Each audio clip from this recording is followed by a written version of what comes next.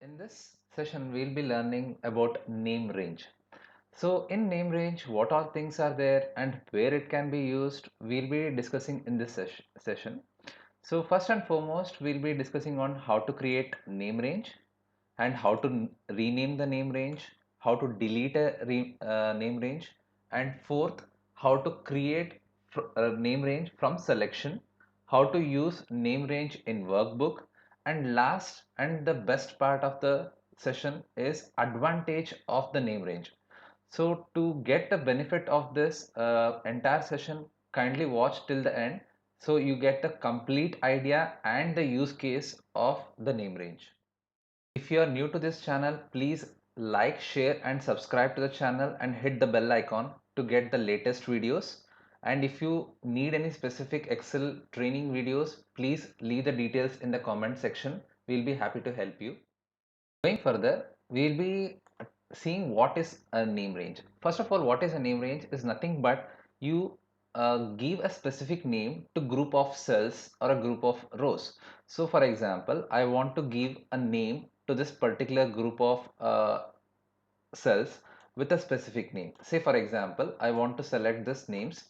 I'll go here, click here, and I'll type say employee. So as soon as I hit enter, you can see all the cells are given a name employee. So what is the use of it? Say for example, I am in a different sheet. I'm typing something and I forgot where that my exact data column was there with a employee name. So I have to simple go here, hit the drop down employee. So you can see automatically it came to my employee section. So now you have learned how to create a name to a name range. So now if you want to rename it, that is the second topic. So select the cells and go to name manager. That is nothing in formula ribbon name manager. Just click on the cell, click edit. You can see employee is there. I'll just say EMP only and I'll click hit enter. You can see the name has been changed. So if you want to check, go here, hit on drop down, you can see amp. Okay, third is deleting a name range. That is also simple. Go to formulas again, ribbon, name manager. You can see a delete option. Just select the name and hit delete, and it will ask, are you sure you want to delete the name amp? Yes, okay, and you can close. So that is how you delete a name range. So now the effective part is selection. From the selection, can we create a name range? Yes, we can. Just let us see how it can. You just select the data which has a multiple columns. Here, why I am telling this particular option is I want to create a multiple name range with the selection. So I have selected the uh, multiple columns. I'll say create from selection. Again, it is in the same next to name manager. Here it is asking whether you want to create a names from the values in the top row, means with respect to top row you want to create, or with reference to left column, that is employee 1, employee 2, employee 3, like that. So for this one, I'll let's say top row. I'll click OK, and as soon as I go to name manager, you can see different names has been created with respect to name, birth, age, destination. Means with each respect to each column heading, it has created a name range. Okay, so let us go further. Next topic is using name range in the same workbook. So whenever you want to create a name range, say for example salary, let me create a name range. I'll go to name manager, new. So whenever I click new, it will automatically create a name with respect to heading, and it is asking where the scope of this name range is. So workbook, normally we keep workbook, and I'll click OK. You can see a salary name range has been created. Let's come to the last topic of this session, that is advantages of the name range, which is the most use cases, or we can say which is most awaited.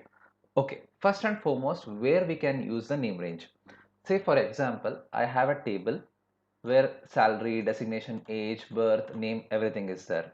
So normally we want to calculate a salary with respect to base salary. Like for example, there's a 10% bonus to that employee. Normally what we'll do, we'll select here equals, and we'll go to the particular salary, then plus, say I had taken a 10% bonus, so I'll open bracket 10% into 10% of this salary. I'll select here, close the bracket, hit enter. So as soon as I drag it, so it will not calculate for the remaining cells. Why? There is no static value, or there is no static formula, or there is no percentage in all the cells. So when I drag and drop the percentage only, it is working. Let me show if the easier shortcut. I'll press Ctrl Z, again Ctrl Z, again Ctrl Z. 3 times I have done the Ctrl Z. So I'll put equal symbol, select the base salary, plus open bracket. Here instead of this one, let me take name range.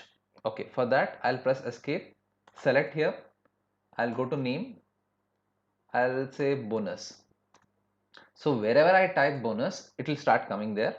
So I'll equals, select the cell, plus open bracket, bonus. So as soon as I type bonus, you can see it is automatically coming there into the salary, close the bracket. So you can see automatically it is start calculating without even I copy pasting the bonus percentage to all the cells. So this is one use case or one advantage of using name range. The second and the last best name range option or not name range advantage is calculating bulk. Okay, for that let me take an example of a sales data of multiple employees. Okay, so for example, whenever we want to calculate, we normally say I have 5 parameters to calculate from this table.